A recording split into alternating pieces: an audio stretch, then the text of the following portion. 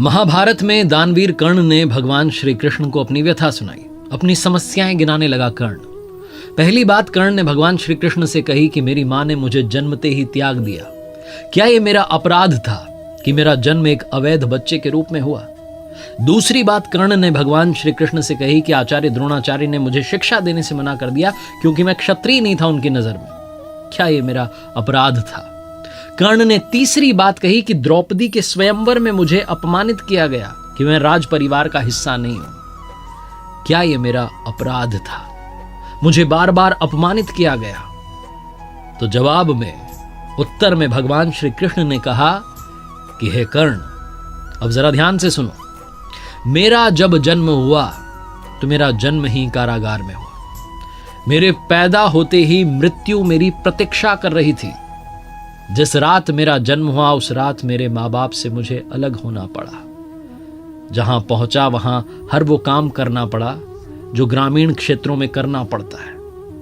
गायों का गोबर अपने हाथ से उठाना पड़ा। मैं जब छोटा था, चल नहीं सकता था, तब मेरे ऊपर प्राणघातक हमले किए गए। मुझे मारने की बारंबार कोशिश की गई। ना मेरे पास शिक्षा थी, ना गुरुकुल था बचपन में, ना कोई महल था, ना कोई विशाल सेना थी, लेकिन तब भी मेरा मामा मुझे अपना सबसे बड़ा शत्रु मानता था। और जरासंध के प्रकोप की वजह से फिर मुझे यमुना पार से चलकर समुद्र किनारे द्वारका में जाकर बसना पड़ा, अपने परिवार को ले जाकर। मेरे भी जीवन में चुनौतियां लगातार रहीं, अन्याय होता रहा।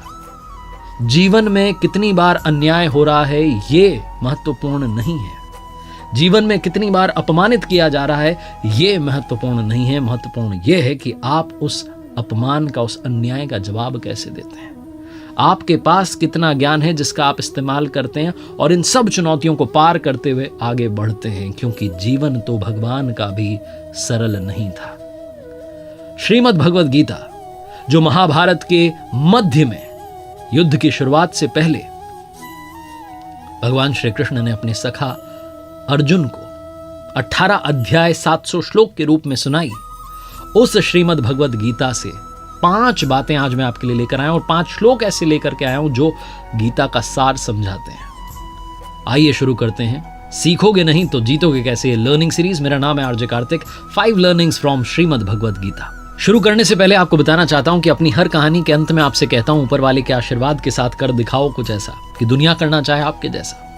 शास्त्रों को पढ़ने की बात आपसे अक्सर करता हूं और मैं खुद हमारे गुरुदेव परमहंस स्वामी श्री अड़गड़ानंद जी महाराज की यथार्थ गीता को रोज पढ़ता हूं। यथार्थ गीता के जरिए समझने की कोशिश करता हूं, अध्यात्म की दुनिया में प्रवेश करने की कोशिश करता हूं। पहली लर्निंग जिसके बारे में मैं बात करना चाहता हूं, हम सभी को पता है कि भगवान के दर्शन कब होंगे, वो प्रकट कब होंगे, क्योंकि गीता में एक श्लोक है जिसे हम सब ने बचपन से सुना है और याद हो गया है।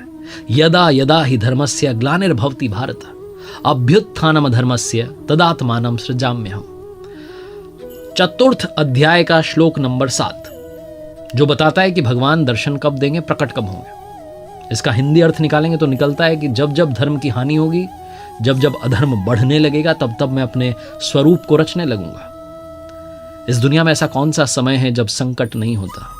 ऐसा कौन सा समय है जब अधर्म नहीं बढ़ता है? तो क्या भगवान प्रकट हो जाते हैं? हम में से बहुत सारे लोगों ने वो श्लोक तो समझ लिया, लेकिन उसके ही आगे भगवान श्री कृष्ण ने उसी श्रीमद् भगवद गीता में कहा कि जन्म कर्म च मे दिव्य मेवं यो वेत्ति तत्वतः त्यक्त्वा देहम पुनर्जन्म नयति मामेति सो अर्जुन। भगवान श्री कृष्ण ने कहा कि मेरा जन्म तो होगा, लेकिन मेरा जन्म और कर्म अलौकिक है। वो इन चर्म चक्षुओं से देखा नहीं जा सकता। वो अलौकिक है, वो दिव्य है। उस दर्शन के लिए आपको निर्मल होना होगा। उस दर्शन के लिए आपको मोक्ष प्राप्ति के रास्ते पर चलना होगा। और वो रास्ता क्या है वो भी भगवान श्री कृष्ण ने श्रीमद् भगवद गीता में बताया। ओमित्येकाक्षरं ब्रह्म व्याहरन् मामनुस्मरन्। ओम का जप, मेरा ध्यान, यही वो रास्ता है जिसके जरिए, जिस रास्ते पर चलकर आप उन प्रभु के दर्शन पा सकते हैं। दूसरी बात श्रीमद् भगवद गीता का सार समझाती है श्रद्धा। प्रभु के दर्शन करने हैं, उस रास्ते पर चलना है तो श्रद्धा बहुत आवश्यक है। भगवान श्री कृष्ण ने चतुर्थ अध्याय में श्लोक 39 में कहा, श्रद्धावान लभते ज्ञानम तत्परः संयतेन्द्रियः ज्ञानम लब्ध्वा पराम शांति म चिरेणाधिगच्छति। वो कहते हैं कि श्रद्धा रखने वाले मनुष्य जो हैं, जो अपनी इंद्रियों पर संयम रखते हैं, जो तत्परता से अनन्य भाव से मेरी साधना करते हैं, वो मुझे यानी परम शांति को प्राप्त होते हैं। भगवान श्री कृष्ण ने आगे श्रीमद् भगवद गीता में 9वें अध्याय में श्लोक 26 में एक बात और कही कि पत्र पुष्प फल जल जो भी अर्पण कर रहा है श्रद्धा भाव से, उसे मैं प्रेम सहित स्वीकार करता हूं। और कहा है कि भाव बस्य भगवान सुख निधान करुणा भवन। वो सुख के भंडार हैं, वो करुणामयी हैं, लेकिन वो भाव के वश में हैं। जहां भाव है वहां भगवान है। ये दूसरी जो लर्निंग है सिखाती है कि श्रद्धा के साथ, समर्पण के साथ उस परमात्मा की पूजा करना बहुत जरूरी है।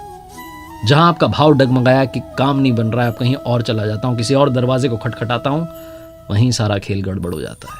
इसलिए श्रद्धा में कमी मत आने देना। तीसरी बड़ी बात जो समझने वाली और सीखने वाली है श्रीमद् भगवद गीता में, 6 अध्याय के 5वें श्लोक में भगवान श्री कृष्ण ने कहा, उद्धरेदात मनात्मानम नात्मानम वसादयेत आत्मेव ह्यात्मनो बंधुरात्मेव रिपुरात्मना। हिंदी अनुवाद अगर करें इस श्लोक का तो निकलता है कि अपने द्वारा अपना इस संसार सागर से, समुद्र से उद्धार करें और अपने को अधोगति में ना डालें। भगवान श्री कृष्ण कहते हैं क्योंकि पार्थ, हम स्वयं अपनी आत्मा के मित्र हैं और शत्रु हैं। और थोड़ा समझें तो आत्मना अपने द्वारा, आत्मानम अपने आप का, उद्धरेत उद्धार करें, आत्मानम अपने आत्मा को अधोगति में ना पहुंचावें, ये कहने का अर्थ है। और इसका सीधा मतलब अगर आप अपने जीवन में निकालें, इंसान मनुष्य जहां कहीं है, जो कुछ कर रहा है, उसका जिम्मेदार सिर्फ और सिर्फ स्वयं है। हम अपने कर्म द्वारा अपनी नियति को निर्धारित करवाते हैं। हम ही अपनी आत्मा के सबसे अच्छे मित्र हैं और हम ही अपनी आत्मा के सबसे बड़े शत्रु। हम विकारों में फंस करके, मोह में, लोभ में, काम, क्रोध, इन सब में फंस करके अपने आप को गलत रास्ते पर ले जा रहे होते हैं। हमारी आत्मा को पता होता है कि हम गलत रास्ते पर जा रहे हैं, लेकिन चले जाते हैं उन विकारों के पीछे। हमारे पास ही ऑप्शन है कि हम अपनी आत्मा का सबसे अच्छा मित्र बने, सबसे अच्छा दोस्त बने और इस संसार सागर से पार चलें। पार चलने की प्रक्रिया क्या है वो मैंने आपको पहली लर्निंग में अभी बताई। अब चौथी बात आती है कि भगवान को सबसे प्रिय कौन लगता है, उनका सबसे प्यारा भक्त कौन है। तो ये भी उन्होंने बताया श्रीमद् भगवद गीता के 12वें अध्याय के श्लोक नंबर 15 में। उन्होंने कहा कि यस्मान्नो द्विजते लोको लोकान्नो द्विजते च यह हर्षामर्ष भयोद्वेगेर मुक्तो यह सच में प्रिय।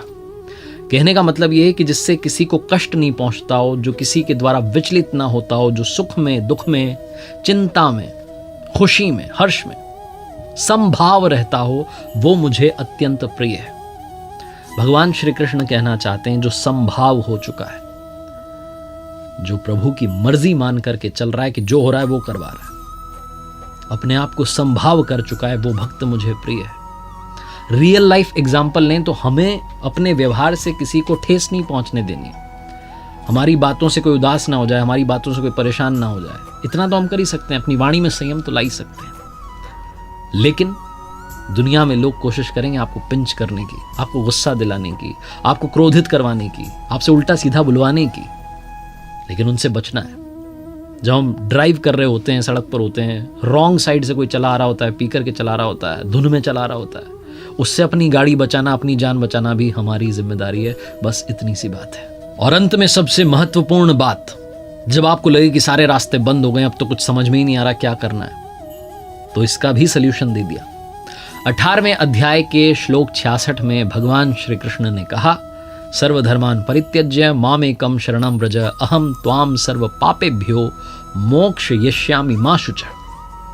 कहने का मतलब कि सभी धर्मों को छोड़ करके मेरी शरण में आ जाओ, मैं तुम्हें सभी पापों से मुक्त कर दूंगा। इसमें कोई संदेह नहीं है, कोई शंका नहीं है।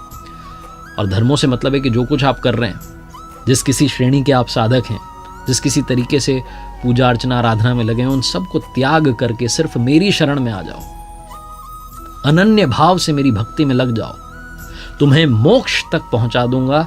इसमें कोई संदेह नहीं है। भगवान श्री कृष्ण की वाणी है। 18वां अध्याय है, 66वां श्लोक है। 700 श्लोक गीता में है। अगर आप रोजाना 5-5 भी पढ़ें तो बड़ा अच्छा, 10-10 पढ़ लें तो 70 दिन में आप एक बार गीता की आवृत्ति कर सकते हैं। और जितनी बार आप श्रीमद् भगवद गीता को पढ़ेंगे उतनी बार आप कुछ नया सीखेंगे, और जितनी बार आप पढ़ेंगे उतनी बार आपका मन करेगा उस रास्ते पर चलने का, और आप धीरे धीरे चलना शुरू करेंगे। और एक बार चलना शुरू कर दिया तो फिर पीछे मुड़ने की जरूरत नहीं पड़ेगी। अपने आप वो आपकी जिम्मेदारी, आपके योगक्षेम की जिम्मेदारी अपने कंधों पर उठा लेंगे। तो अगर आपको अपने जीवन में सही रास्ता चुनना है तो वो रास्ता श्रीमद् भगवद गीता में बताया गया है। एक बार फिर से वही बात कहूंगा जो अक्सर आपसे कहता हूं, ऊपर वाले के आशीर्वाद के साथ, अपनी मेहनत और अपने परिवार के प्यार के साथ कर दिखाओ को जैसा कि दुनिया करना चाहे आपके जैसा। देखिए मेरे साथ हर सोमवार सुबह 9:30 बजे एक नई कहानी और हर शुक्रवार सुबह 9:30 बजे लर्निंग सीरीज का एक नया वीडियो।